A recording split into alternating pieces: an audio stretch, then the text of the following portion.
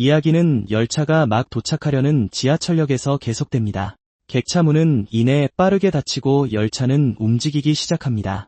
안에서 한 젊은 남자가 다음 역에서 내릴 생각으로 문을 바라봅니다. 바로 그때 가족들이 그를 불러 함께 앉자고 합니다. 배달을 마친 후 그는 오랜만에 친척들과 재회합니다. 모두 자리에 앉자 과거의 재미있는 이야기를 회상하기 시작합니다. 하지만 아버지에 대한 이야기를 듣자 주인공의 표정은 심각해집니다. 알고 보니 그 모든 것은 그의 상상이었고 그는 내내 혼자였습니다. 갑자기 한 어린 소년이 엄마를 외치며 그를 지나쳐 뛰어갑니다. 그러자 여자는 공공장소에서 뛰면 안 된다고 아이를 꾸짖습니다. 우리의 주인공은 생각에 잠겨 조용히 그 장면을 지켜볼 뿐입니다. 그렇게 열차는 어두운 터널로 진입하며 계속 나아가고 젊은 남자는 텅 빈 객차에 완전히 홀로 앉아 있습니다. 하지만 사실 그는 실제 지하철에 타고 있지도 않았습니다. 그는 그저 집 안 편안한 곳에서 지하철을 타는 것이 어떨지 상상하고 있었을 뿐입니다. 그때 카메라는 방구석에 앉아있는 해고를 비추고 해설자는 이곳이 진짜 집조차 아니라고 말합니다. 젊은 남자는 자신이 어디에 있는지 생각하며 슬픈 표정을 짓습니다. 사실 그는 완전히 파괴되고 황량해진 도시에 버려진 건물 창가에 있습니다. 한 노인이 그에게 40년 전에는 세상이 달랐다고 말해주곤 했습니다. 사람들이 조화롭게 사는 안전하고 평화로운 곳이었다고 합니다. 젊은이들은 아무 걱정 없이 자유롭게 거리를 활보할 수 있었지만 아무런 경고도 없이 끔찍한 비극이 전 세계를 덮쳤습니다. 하늘에서 거대하고 신비한 검은 기둥들이 떨어지기 시작했습니다. 정체불명의 물체들은 비처럼 쏟아져 모든 도시를 파괴했습니다. 기둥들이 내려오자 사람들은 공포에 질려 하늘을 올려다보았습니다. 그리고 그 충격은 행성 전역에 대규모 폭발을 일으켰습니다. 주인공은 이 무서운 이야기를 떠올리며 긴장하고 그렇게 세상은 폐허가 되고 말았습니다. 그는 항상 노인의 이야기를 믿기 어려워했지만 젊은 남자에게 가장 이해가 안 되는 것은 지하철에 관한 이야기였습니다. 그는 그렇게 좁은 공간에 어떻게 그렇게 많은 사람이 함께 있을 수 있는지 이해할 수 없었습니다. 소년에게는 요즘 세상에 그런 건 문제를 자초하는 것과 같았습니다. 그래서 그는 이 평화로운 세상 이야기가 허튼 소리라고 생각합니다. 평온의 시대는 오래전에 끝났고 다시는 돌아오지 않을 겁니다. 그럼에도 불구하고 젊은 남자는 여전히 언젠가 지하철을 타는 꿈을 꿉니다. 그는 지하 터널을 통해 여행하는 것이 어떤 기분일지 상상합니다. 하지만 갑자기 젊은 남자는 다가오는 발소리를 듣습니다. 그는 즉시 벽에 몸을 숨기고 누가 오는지 확인합니다. 규칙적인 발소리로 보아 그는 2명의 군인이 다가오고 있음을 깨닫습니다. 그래서 그는 틈새로 엿보며 저 남자들이 저기서 뭘 하는지 궁금해합니다. 젊은 남자는 문제를 일으키지 않고 조용히 지나가는 것이 낫다고 결정하지만 군인 중 한 명이 갑자기 멈춰서서 매우 의심스럽게 주위를 둘러보기 시작합니다. 직후 그 군인은 소년의 흔적을 발견했기 때문에 동료에게 신호를 보냅니다. 더 이상 마주치는 것을 피할 수 없음을 깨닫고 젊은 남자는 자신이 할 수 있는 일이 없다는 것을 압니다. 그가 마침내 모습을 드러내자 남자 중 한 명이 깜짝 놀라 그가 누구인지 알고 싶어하며 소리칩니다. 다른 군인은 친구에게 진정하라고 말하며 젊은 남자의 옷을 알아차립니다. 그들은 그가 그저 우편 배달부인 것을 보고 주인공은 그들의 소음에 대해 불평합니다. 군인 중 한 명이 그의 임무를 묻자 젊은 남자는 경고를 전달하고 있다고 말합니다. 우리의 주인공은 상황을 분석하기 위해 2 남자를 뚫어지게 쳐다봅니다. 그는 단 2명만 남은 것을 보고 그들이 정말 심한 싸움을 겪었음에 틀림없다고 생각합니다. 그러고 나서 주인공은 그들에게 다가가 배가 고픈지 묻습니다. 군인은 그 제안에 매우 놀라며 정말 음식이 있는지 묻습니다.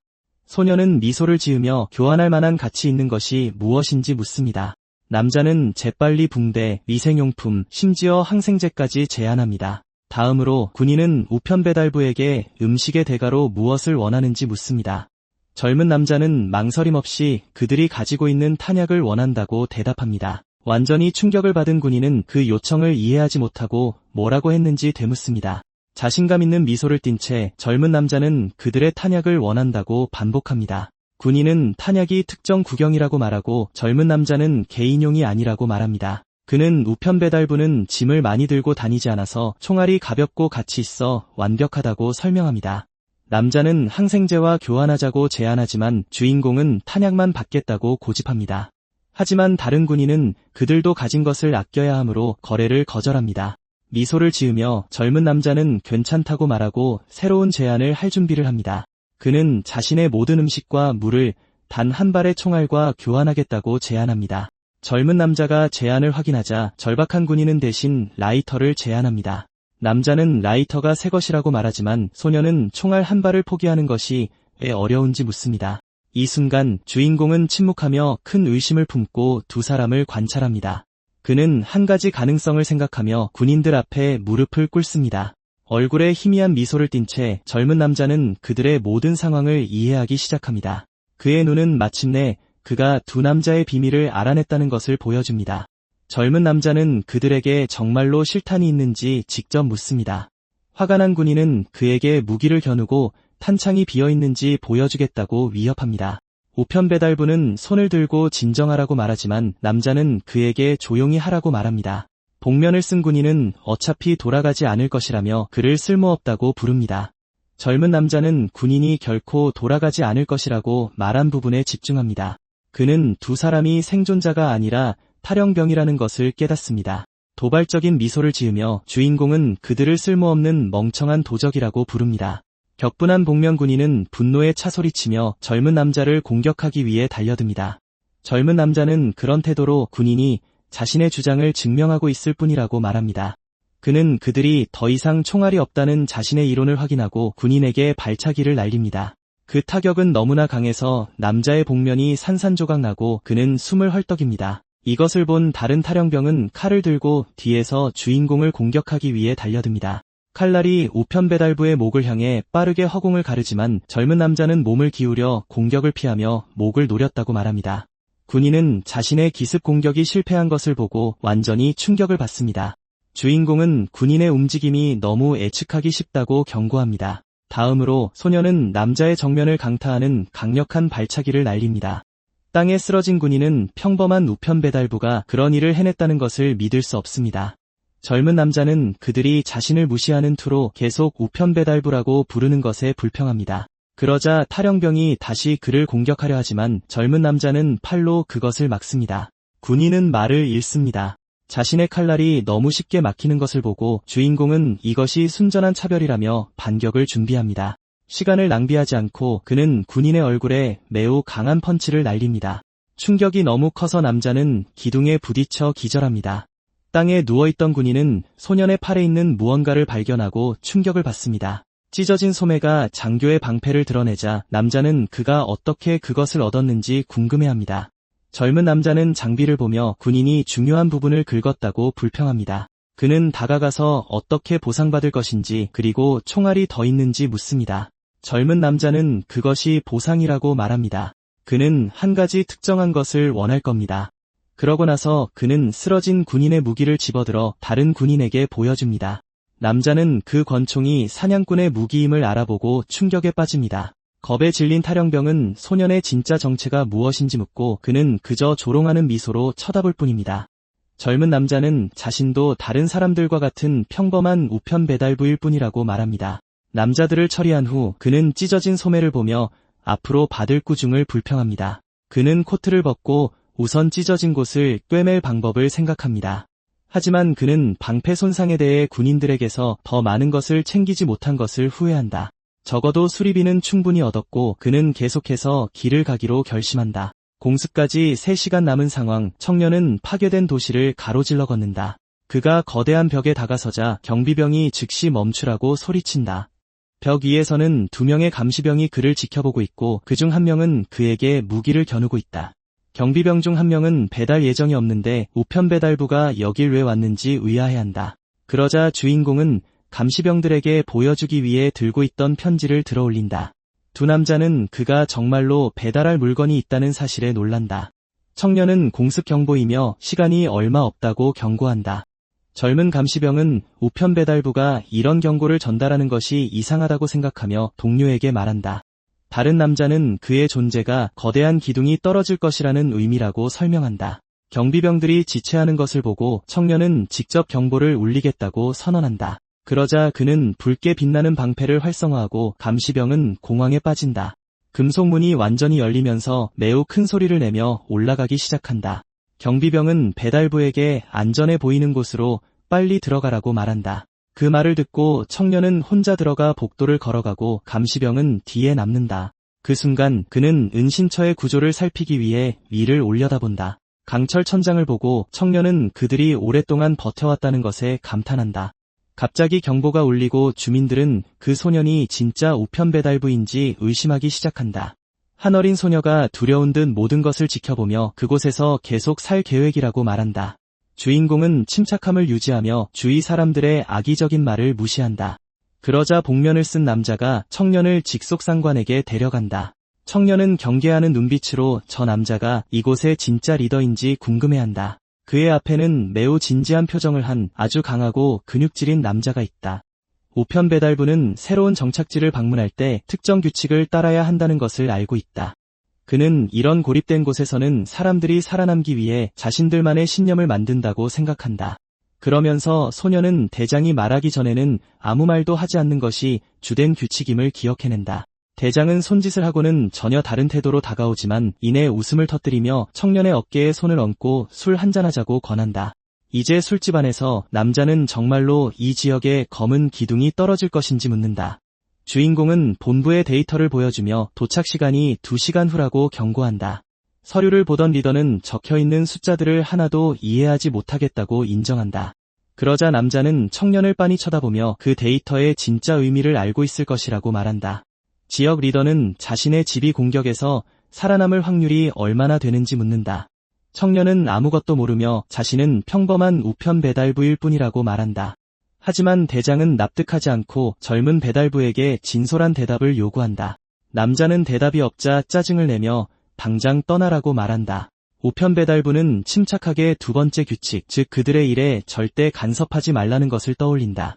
그는 몸을 숙이고 떠나고 싶어도 아직 할 일이 남았다고 말한다. 리더가 정부의 일이냐고 묻자 청년은 비슷한 것이라고 답한다. 그는 가방에서 기둥의 충격력을 측정하는 장치를 꺼낸다. 대장은 천장이 방해될 것이라 생각하지만 청년은 데이터를 비교한다고 말한다. 우편배달부는 기둥들이 살아있는 생물 같아서 천장은 도움이 되지 않을 것이라고 설명한다. 그는 기둥들이 천천히 움직여 특정 목표물에 떨어진다고 말을 잇는다.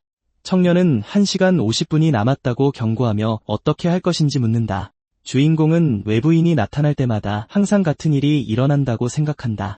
몇몇 주민들이 새로 도착한 청년과 물건을 교환하기 위해 모여들지만 우편배달부는 자신이 원하는 것은 탄약뿐이라고 모두에게 말한다. 갑자기 그는 군중 속에서 다가오는 몇몇 이상한 인물들을 발견한다. 어두운 구석에서 누군가 그를 부르고 청년은 누구인지 확인하기 위해 돌아본다. 탄약이 없는 낯선 사람은 거래의 대안으로 수류탄을 제안하지만 그는 단지 받은 제안을 고려해볼 생각만 한다. 리더는 결국 제대로 작동하지 않을 수도 있는 수류탄과의 거래의 의문을 제기한다. 청년은 수류탄을 들고 자신감 있는 미소를 지으며 보기만 해도 작동하는지 알 수 있다고 말한다. 리더는 왜 아직 떠나지 않았냐고 묻고 청년은 좀 더 머물 것이라고 대답한다. 미소를 지으며 남자는 그저 지나가는 우편배달부에게 부탁할 것이 있다고 말한다. 그러자 등에 소총을 맨 한 소녀가 자신을 주인공에게 강이라고 소개한다. 그녀는 본부로 돌아갈 거냐고 묻지만 청년은 그녀의 머리에 손을 얹으며 말을 가로막는다. 매우 짜증난 표정으로 우편배달부는 이 모든 게 무슨 의미냐고 묻는다. 대장은 젊은 여성이 배달할 것이 있으며 모두에게 더 저렴할 것이기에 그와 함께 가고 싶어 한다고 설명한다. 그러자 청년은 그녀가 배달할 수 있는 것을 위해 본부까지 갈 필요가 있는지 의문을 제기한다. 그는 그녀에게 꺼지라고 말하고 소녀는 그의 그림자가 되겠다고 하지만 그는 그녀의 능력을 의심한다. 자신의 말을 증명하기 위해 소녀는 손전등을 켜서 땅에 비친 그의 그림자를 비춘다. 짜증이 난 청년은 배터리 낭비라며 불평하고 그 자리에서 그녀의 제안을 거절한다. 하지만 소녀가 탄창 하나를 제안하자 청년은 그 제안에 완전히 충격을 받는다. 그러자 리더는 강희에게 그 탄약을 어디서 구했냐고 꾸짖는다. 그는 이곳이 이걸 감당할 만큼 부유해 보이지 않는다며 우편배달부에 대한 신뢰의 의문을 제기한다. 탄창은 고품질 군용 탄약으로 거에 가득 차 있다. 청년은 소녀의 새로운 제안을 분석하며 잠시 침묵을 지킨다. 그 순간 대장은 소녀의 머리에 손을 얹고 탄약과 함께 그녀를 제안한다. 청년은 매시지만 가져가도 된다고 말하지만 남자는 미소를 지으며 소녀를 데려가라고 고집한다. 리더는 이곳이 자신의 진정한 집이라고 말한다. 그는 이곳을 지킬 것이지만 강희를 이 도박에 참여시킬 수는 없다고 말한다. 주인공은 돌아서서 대피소에 남기로 한 리더의 결정을 곱씹는다.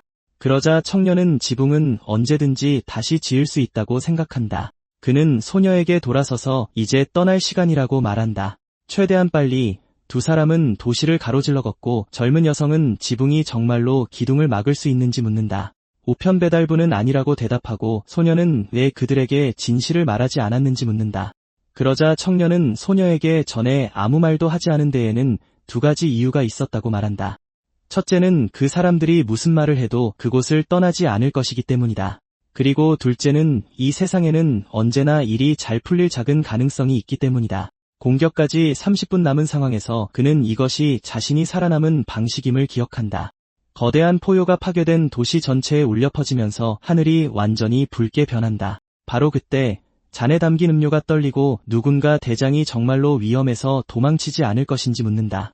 대피소의 리더는 카운터에 앉은 채로 지붕이 다시 한번 모두를 지켜줄 것이라고 말한다. 그러자 복면을 쓴 남자는 술집의 분위기가 점점 더 긴장되는 가운데 한 모금을 권한다. 그러자 거구의 남자는 우편 배달부가 떠나기 전에 다른 중요한 말을 했는지 묻는다. 그 순간 그는 천장에 집중하며 저런 구조물은 언제든지 다시 지을 수 있다고 생각한다. 주인공이 걷는 동안 해설자는 영웅이 무언가를 재건하는 것을 믿는다고 설명한다. 잔을 들고 리더는 자신의 신비로운 말의 진짜 의미를 혼자만 간직한다. 대화는 계속되고 복면을 쓴 남자는 그 고립된 장소에 아직 먹을 것이 남아있는지 묻는다. 가벼운 미소를 지으며 대장은 그녀를 위해 남겨둔 육포가 아직 좀 있다는 것을 기억해낸다. 장면은 어린 강희가 개걸스럽게 음식을 씹는 모습으로 전환된다. 바닥에 앉아 소녀는 젊은 배달부에게 음식을 좀 나눠주며 그의 마법 가방에 대해 말한다. 그는 재킷을 고쳐 입고 그녀와 함께 여정을 계속할 준비를 하며 정중히 거절할 뿐이다. 탄창을 분석하던 영웅은 30발이 있어야 하는데 한 발이 비어있다는 것을 알아차린다. 그러자 청년은 무리의 리더가 타당한 이유 없이 총알 한 발을 가져갔을 리 없다고 생각한다. 갑자기 소녀가 약속을 지켜줘서 고맙다고 하자 주인공은 매우 혼란스러워한다. 그녀는 버려질까 두려웠지만 이제는 새로운 동료를 완전히 신뢰한다고 밝힌다. 차가운 태도로 청년은 누구도 보호하고 있지 않으며 그녀가 원해서 따라오는 것뿐이라고 말한다. 그럼에도 불구하고 꼬마는 받은 모든 도움에 대해 제대로 감사 인사를 하고 싶다고 고집한다.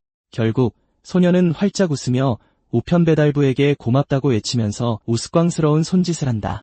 미소를 지으며 주인공은 그녀의 손가락으로 한 그 제스처가 정말 무슨 의미인지 묻는다. 그녀는 자신의 정착지에서는 그것이 감사의 의미라고 설명하고 청년은 한숨을 쉬며 그녀에게 집중하라고 말합니다. 소녀는 자신을 경기라고 소개하지만 배달부는 그녀를 무시하고 다시 꼬마라고 부릅니다. 그는 제스처는 장소마다 다르며 이제 그녀는 바깥 세상의 규칙을 따라야 한다고 말합니다.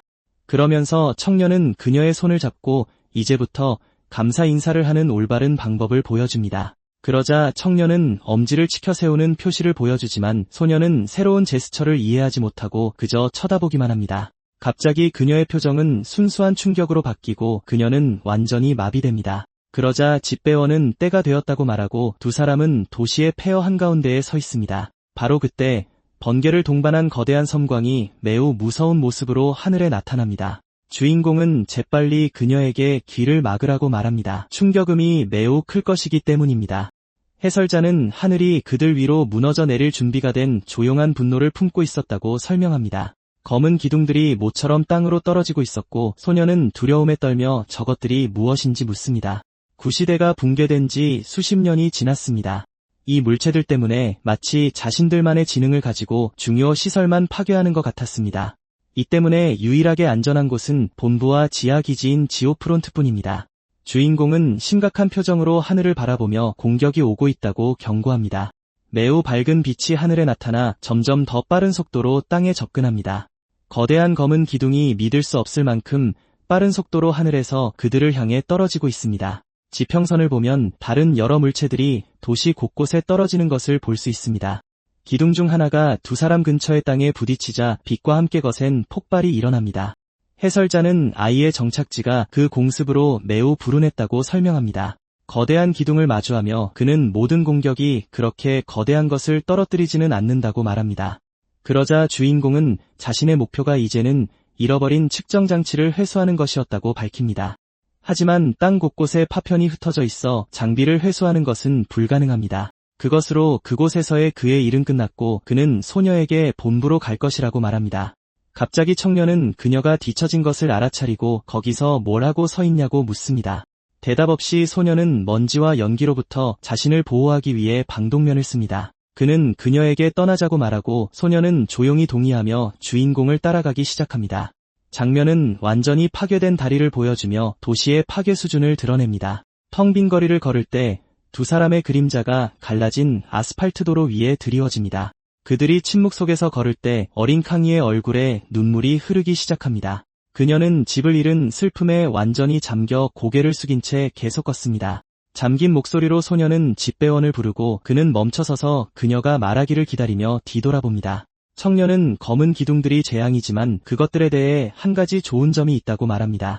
소녀는 놀라서 올려다보고 그는 그것이 오직 그 후에만 일어나는 일이라고 계속 말합니다. 그는 공격이 끝난 후에는 하늘이 매우 맑아져서 별들이 더 밝게 빛난다고 설명합니다. 그 말에 그녀는 고개를 들어 믿을 수 없을 정도로 별이 총총하고 아름다운 밤하늘을 마주합니다. 소녀는 그렇다면 모든 것이 나쁜 것만은 아니라고 말하고 청년은 어리둥절한 표정으로 그녀를 돌아봅니다. 그는 그녀의 태도에 놀라며 이제 자신을 위로하려는 것이냐고 묻습니다.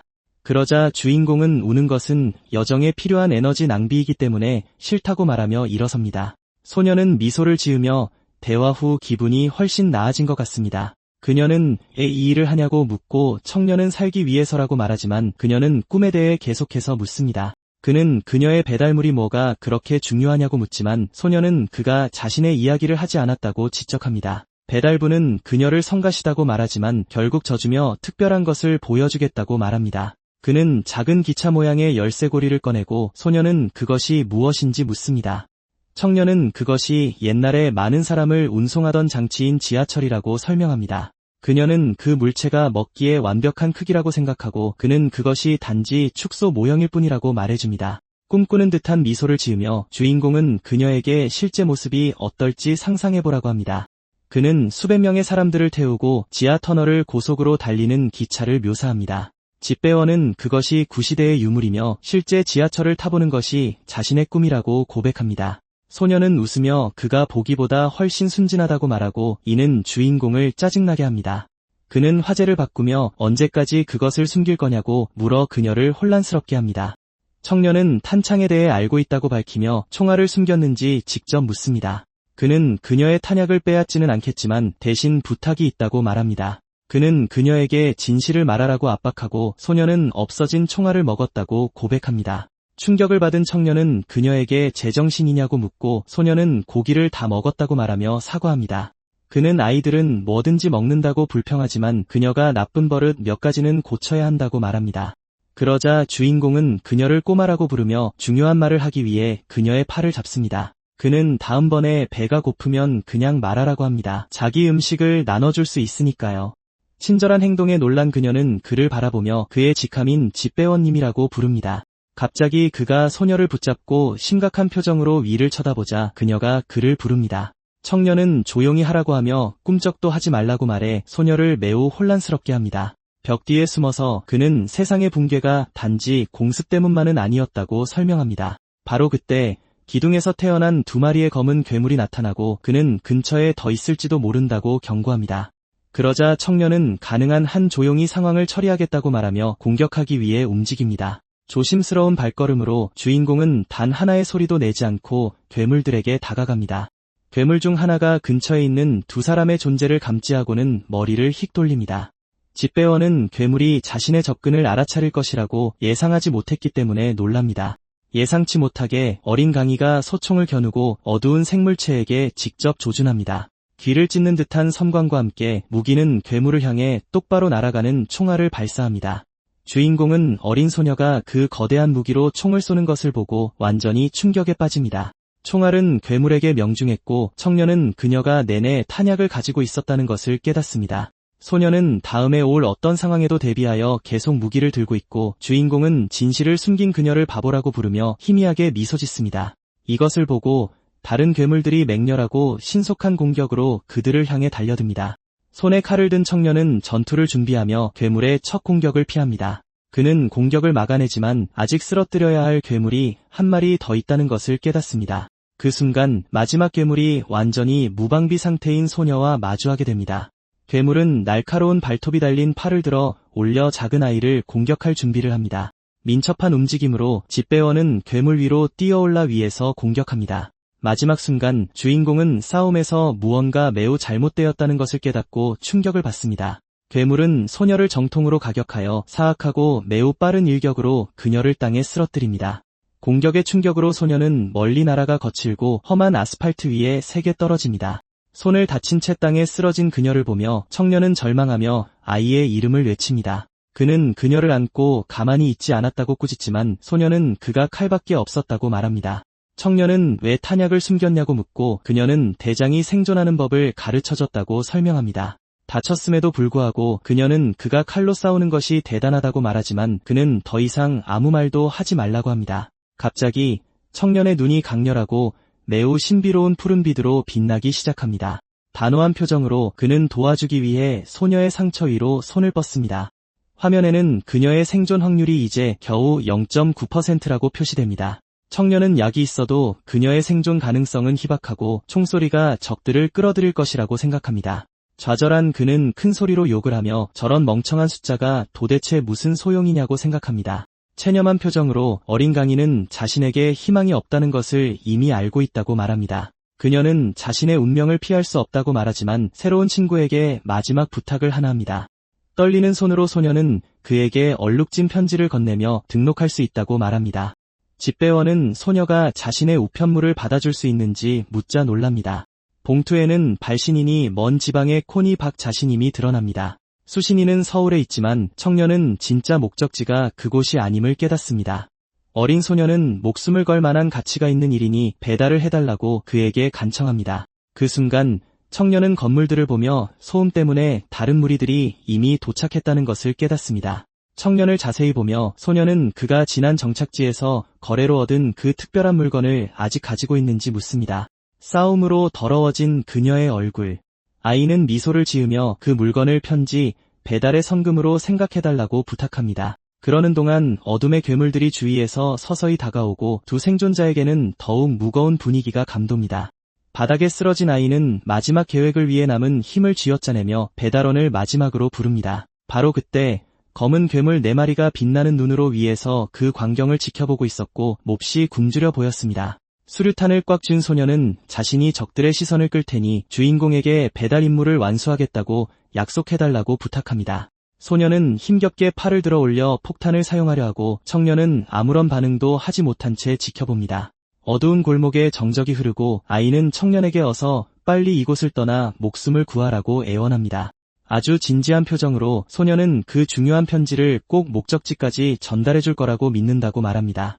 마지막으로 고마움이 담긴 미소를 지으며 소녀는 모든 것에 감사 인사를 전하고 이 잔혹하게 파괴된 세상 속 유일한 보호자에게 작별을 고합니다.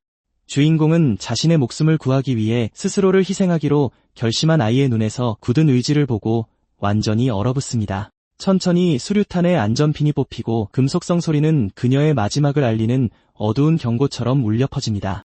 강렬한 빛을 본 괴물들은 마침내 손쉬운 먹잇감을 찾았다고 생각하며 빛의 중심으로 뛰어듭니다. 귀를 찢는 섬광이 도시의 모든 폐허를 비추고 폭발과 함께 그 순간 근처에 있던 모든 것이 사라집니다. 두 친구의 생존을 위한 필사적인 전투가 벌어졌던 그 자리에는 재와 드문드문 흩어진 불꽃만이 남아있습니다. 갑자기 괴물 한 마리가 폭발해서 살아남아 순수한 증오로 불타는 붉은 외눈으로 주인공을 마주합니다. 일말의 자비도 없이 배달원은 엄청난 힘과 쌓인 분노로 괴물을 아스팔트에 처박아 끝장냅니다. 적의 잔해에서 빛나는 구체를 수집하며 청년은 마침내 값비싼 코어를 가진 상대를 찾았다고 중얼거립니다. 잔해 속에 홀로 선 청년은 이제 최우선 순위가 된 편지를 챙기며 황량한 지평선을 바라봅니다. 달을 바라보며 배달원은 그곳에서 일어난 모든 일을 목격한 후 한동안 잠을 이루지 못할 것이라고 생각합니다. 이야기는 첨단 기술로 가득한 거대한 장소인 새로운 정부 종합청사로 이어집니다. 안뜰 중앙에는 기지의 본관으로 보이는 거대한 검은색 구조물이 보입니다. 안에서 주인공이 머리카락으로 눈을 가린 채 심각한 표정으로 엘리베이터에서 나옵니다. 갑자기 웃는 얼굴의 한 남자가 나타나 그의 이름을 부르며 그가 종국이라는 것을 드러냅니다. 배 국장이라는 상사는 청년의 어두운 표정을 알아채지만 그가 이달의 우수사원이라며 농담을 건넵니다. 이어서 그는 곧 있을 특별회의를 상기시키며 참석하라고 말합니다. 청년은 오늘 너무 피곤하다고 말하지만 국장은 회의에 꼭 참석해야 한다고 고집합니다. 별다른 선택지가 없던 주인공은 그저 동의하고 발표 장소로 향합니다. 회의실에서 국장은 참석한 모든 배달원들에게 설명을 시작합니다. 한편 젊은 주인공은 매우 생각에 잠긴 표정으로 조용히 모든 것을 지켜봅니다. 어린 강희의 모습이 그의 마음속에 떠오르며 어둠 속 그녀의 얼굴을 기억해냅니다. 그는 정착지마다 손짓의 의미가 어떻게 다른지에 대한 대화와 자신이 편지를 갖고 탈출할 수 있도록 소녀가 수류탄으로 자신을 희생했던 것을 떠올립니다. 무거운 마음으로 그는 손을 들고 국장에게 질문이 있다고 말합니다. 상사가 질문을 허락하자 한 동료가 임무 수행을 위한 차량 사용에 대해 묻습니다. 그녀는 배달물의 무게가 상당해서 도보로 모든 것을 옮기기 어려울 것이라고 설명합니다. 국장은 아직 내부 정보지만 팀에게는 계획을 공개하겠다고 말합니다. 그는 지도를 가리키며 새로운 배달 임무의 계획 경로를 보여줍니다. 미소를 지으며 상사는 지하철을 이용할 것이기 때문에 임무 수행이 가능하다고 밝힙니다. 주인공은 그 기차를 타보는 것이 가장 큰 꿈이었기에 충격에 빠집니다. 국장이 지하철이 복구되고 있다고 밝히자 주인공은 엄청난 충격을 받습니다. 눈을 동그랗게 뜬 청년은 방금 들은 소식을 거의 믿을 수가 없습니다. 상사는 최종 목표가 이 지역을 통해 수백 개의 군수품을 수송하는 것이라고 설명합니다. 그는 완전한 복구에 앞서 몇 가지 사전 작업이 필요하다고 덧붙입니다. 바로 그때 정장을 입은 한 남자가 나타나 우수한 기록을 가진 배달원만이 참여할 수 있다고 발표합니다. 안경을 쓴 장교는 이번 임무가 신병 모집을 위한 사전 선발 과정이라고 밝힙니다. 주인공은 그 남자를 전에 본 적이 없다는 사실을 깨닫고 어느 부서 소속인지 궁금해합니다. 그러자 국장은 임무에 관심 있는 사람들은 옆방으로 이동하라고 말합니다. 얼굴에 미소를 띤 청년은 지하철을 보겠다는 꿈이 이루어질지도 모른다고 생각합니다. 열쇠고리를 보며 그는 마침내 기차를 가까이서 볼 수 있다는 생각에 들뜹니다. 청년은 주먹을 불끈 쥐며 지하철을 탈 수도 있다는 생각에 더욱 흥분합니다. 갑자기 정장을 입은 장교가 팔을 뻗어 배달원이 방을 나가지 못하게 막습니다. 청년의 어깨를 붙잡고 그는 주인공이 예외라 다른 사람들과 함께 가지 않을 것이라고 말합니다. 심각한 표정으로 남자는 그의 이름을 전부 부르고 분위기는 한층 더 무거워집니다. 옆방으로 통하는 문이 닫히고 청년은 상황을 전혀 이해하지 못한 채 홀로 남겨집니다. 장교는 종국에게 직접 임무를 배정하라는 명령을 받았다고 설명합니다. 주인공은 의심을 품으며 그곳에서 뭔가 아주 이상한 일이 벌어지고 있다고 느낍니다. 남자는 그에게 서류처를 건네며 청년이 특정 구역을 담당하게 될 것이라고 말합니다. 임무는 정부 협력 구역에서 진행되며 청년은 그 일이 아주 쉽다고 생각합니다. 그는 국장을 떠올리고 자신의 상사가 힘을 써준 것일지도 모른다고 생각합니다. 청년은 상사가 자신을 보호하기 위해 안전한 임무에 배정한 것이라 생각하고 지금 시작해도 되냐고 묻지만 장교는 서류처를 다시 뺏어가며 그 일은 다른 사람에게 주겠다고 말해 청년을 혼란스럽게 합니다. 배달원은 자신에게 줄 것도 아니면서 왜 그 모든 것을 설명했냐고 묻고 남자는 명령이었다고 답합니다. 장교는 그를 설득하라는 명령을 받았지만 최종 결정권은 자신에게 있다고 확인시켜줍니다. 짜증이 난 주인공은 정장 차림의 남자가 자신에게 임무를 줄 생각이 없다는 것을 깨닫고 모든 게 장난이라고 생각합니다. 안경을 쓴 남자는 배달원의 과거를 조사해봤는데 기록이 아주 깨끗했다고 말합니다. 그는 파일을 보여주며 문제는 기록이 마치 이전에는 존재하지 않았던 사람처럼 너무 깨끗하다는 것이라고 말합니다. 그러면서 장교는 그렇게 잘 숨겨진 신원은 두 가지 중 하나일 수밖에 없다고 추측하기 시작합니다. 청년이 엄청난 실력자이거나 아주 강력한 백이 있거나 그리고 그는 백을 쓰는 자들을 혐오한다고 말합니다. 청년은 화를 내며 그것이 자신에 대한 직접적인 비난이냐고 묻지만 장교는 부인합니다. 남자는 그저 자기소개를 하며 뒤에서 일하는 사람들을 좋아하지 않는다고 설명할 뿐이라고 말합니다. 이어서 장교는 청년이 손쉽게 완수한 임무들의 실적이 인상적이라는 점은 인정합니다. 그의 안경이 번쩍이고 그는 이번 복구 작업은 최고만이 할 수 있다고 단언합니다. 붉은 기운을 내뿜으며 주인공은 쉬운 임무들 때문에 자신의 능력을 믿지 못하는 것이냐고 묻습니다. 정장을 입은 남자는 그의 의심이 맞다고 확인하며 주머니에 손을 넣어 무언가를 꺼냅니다. 그는 무전기를 꺼내 중요한 전화가 온 척하며 청년이 상황을 이해했을 거라 생각한다고 말합니다. 장교는 특별한 편지에 대해 최대 배송비를 지불할 것이라고 말하며 자리를 뜹니다. 무전기를 통해 그는 다음날 배달원에게 직접 우편물을 전달하기로 약속합니다. 분노에 찬 표정으로 주인공은 그 도발을 이해하고 장교에게 맞설 준비를 합니다. 그는 테이블을 손으로 내리치며 자신의 가치를 증명하기 위해 특급 배송을 하는 것이 불가능하냐고 묻습니다. 국장실에서 그는 자신 있게 배달을 하고 싶을 뿐이라고 설명하고 상사는 그에게 위험성을 경고합니다. 상사는 그 요청이 이상하다며 젊은 배달원이 직접적으로 무언가를 요구한 것은 이번이 처음이라고 말합니다. 자신감 넘치는 미소로 청년은 더 가까워지려 노력하는 중이라고 말하고 국장은 제거당하지 말라고 당부합니다. 결심을 굳힌 주인공은 그 장교에게 자신의 실력을 보여주고 지하철에 더 가까이 다가갈 것이라고 생각합니다. 갑자기 어린 경위와 그녀를 구하지 못했던 실패의 기억이 그의 마음속에 밀려옵니다. 그녀의 얼굴이 그를 괴롭히고 그는 희생하기 전 소녀의 마지막 말을 떠올립니다. 주인공은 식은땀을 흘리며 침대에서 깨어나고 아무래도 간밤에 잠을 설친 듯합니다. 침대에 앉아 그는 예상대로 그 고통스러운 기억이 한동안 자신을 괴롭힐 것이라고 생각합니다. 다음 날 배달원은 안경 쓴 장교를 만나 매우 퉁명스럽고 직설적으로 인사합니다. 그는 남자의 손에 들린 붉은 편지를 가리키며 그것이 특급 배송 물품이냐고 묻습니다. 정장을 입은 남자는 혼자 있고 싶다고 하지만 청년은 자신도 바쁘다고 쏘아붙입니다. 그리고 청년은 자신의 용무가 바로 그의 편지를 배달하는 것이라고 밝혀 안경 쓴 장교를 놀라게 합니다. 남자는 배달원의 이름을 확인했다고 말하지만 주인공은 자신이 막판에 들어온 대타일 뿐이라고 설명합니다. 그는 허가 서류를 건네며 장교가 그토록 좋아하는 절차를 따르라며 도발합니다. 비웃으며 그는 이틀의 기한보다 먼저 배달을 끝내면 실력 있는 게 되냐고 묻습니다.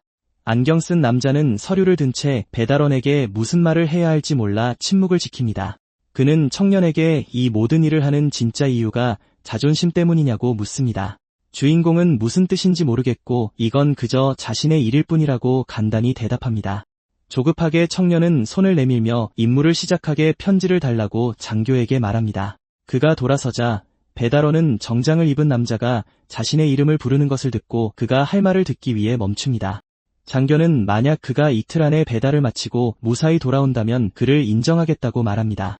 하지만 그는 안경을 고쳐 쓰고 그 생각을 접으며 그저 다시 살아 만나자고만 합니다. 청년은 임무를 위해 떠나고 편지의 발신인은 용원이라는 이름의 바로 그 장교였습니다. 봉투를 든 주인공은 발신인 이름이 특이하다고 생각했지만 다른 것에 집중한다. 그는 편지지가 온통 토끼와 당근으로 장식된 것을 보고 충격을 받는다. 돌이켜보면 집배원은 양복 입은 남자가 정말 저걸 썼을지 의아해한다. 청년은 이 모든 상황이 기괴하다고 느끼며 실제로 일어났다고는 상상하기 어렵다. 그는 그 귀여운 편지를 콩이의 우편물과 자신이 얻은 코어 옆에 놓는다. 무리를 이끌던 괴물에 대한 기억이 떠오르며 그는 그 생물체에 코어가 있었다는 것을 기억해낸다. 주인공은 이 귀중한 아이템이 소녀의 희생 덕분에 얻어진 것임을 기억한다. 빛나는 구체를 들고 그는 그 물건으로 무엇을 할지 생각에 잠긴다. 그러고는 청년은 배달을 계속하기 전에 어딘가에 들러야겠다고 결심한다. 해설자는 하늘이 세상에 내려앉은 조용한 분노를 품고 있었다고 설명한다. 땅을 강타한 검은 기둥들로부터 어둠이 나타나 사방으로 퍼져나갔다. 악마들은 불길처럼 번졌고 절망 속에서 하늘은 마지막 선물을 내놓았다.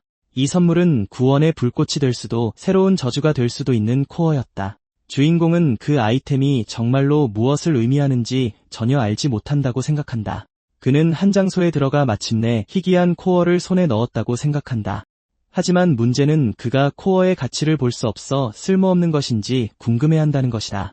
갑자기 한 노인이 그건 분명히 나쁜 코어라며 내 감정을 받으려 하냐고 묻는다. 배달부는 혹시나 해서 가져왔다고 말하지만 노인은 평범한 집배원이 어디서 그렇게 귀한 것을 구했는지 의문을 제기한다. 주인공은 감정료를 제대로 지불할 것이라며 그에게 구체를 한 번만이라도 검사해달라고 요청한다. 짜증이 난 감정사는 그 물건을 끔찍한 품질이 무언가에 비유하며 쳐다보지도 않고 청년에게 떠나라고 말한다. 그 순간 청년은 이 전문가와 수년간 거래해왔지만 그가 더 이상 자신의 존재를 알아보지 못하는 것 같다고 생각한다. 안타깝게도 해설자는 70세의 나이에 치매가 노인을 덮쳐 그의 장기 기억을 지워버렸다고 설명한다. 의미심장한 표정으로 주인공은 오래된 수법을 쓰기로 결심하고 감정사의 딸이라는 사람에 대해 이야기하기 시작한다.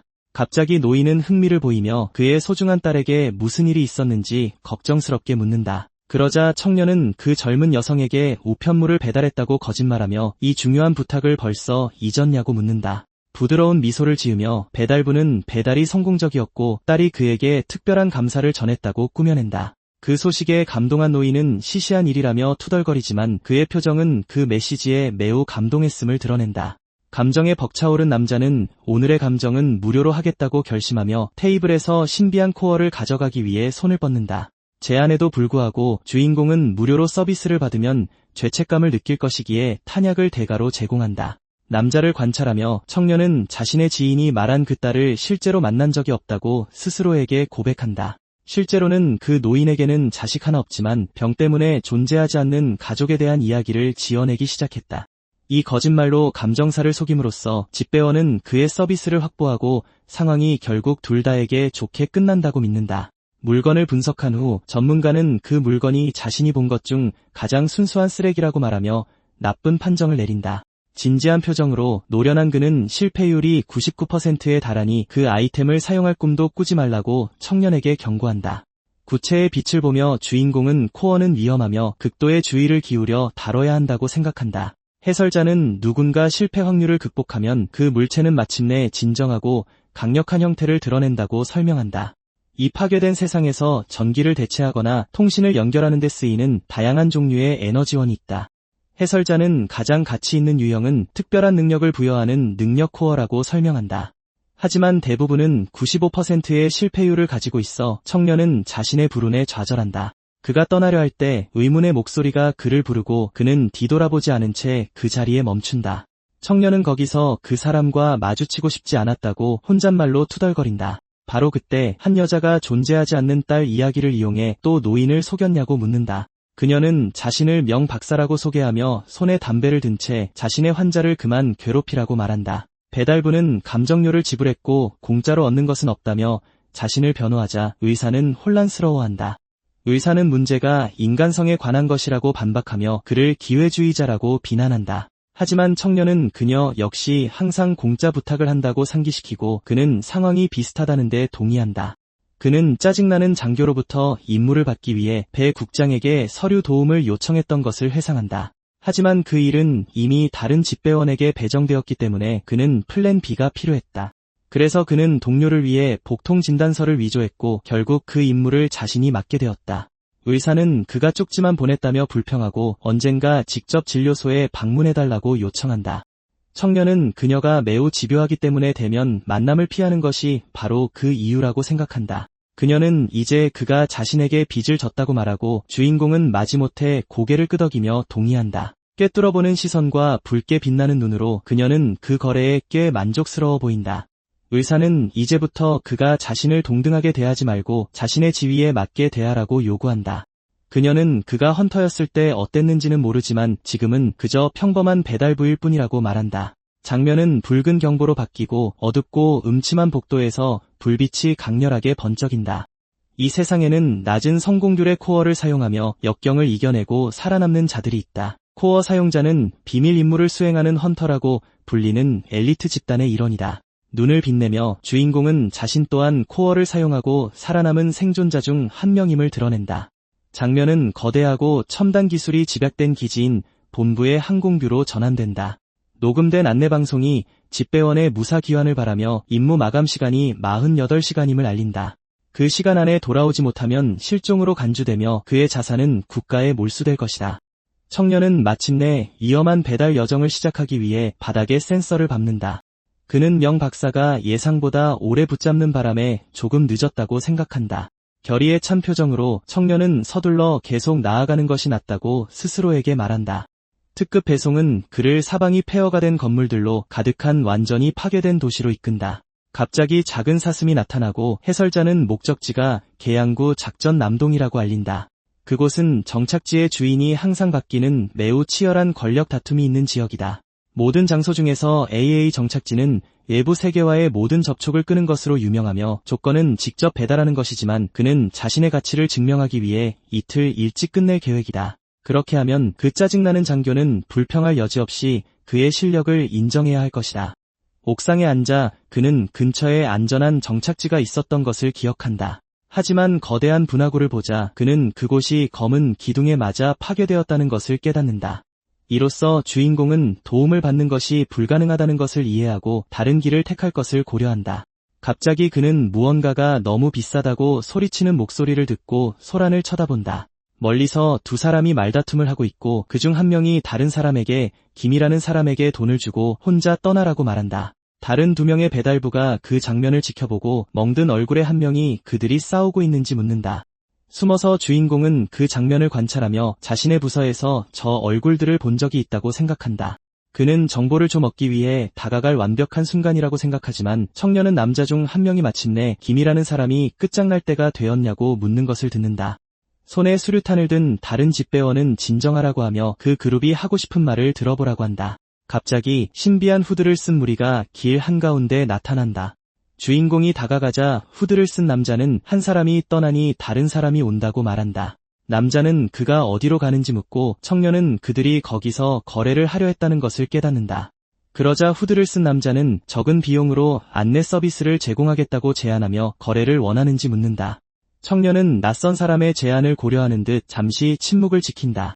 그의 의심을 본 후드 쓴 남자는 이상한 미소를 지으며 걱정하지 말라고 말한다. 그는 자신들이 평화로운 사람들이며 그곳에는 두려워할 것이 아무것도 없다고 보장한다. 그것이 앞에 큰 위험이 있다는 명백한 신호임을 알기에 청년의 눈은 커질 뿐이다.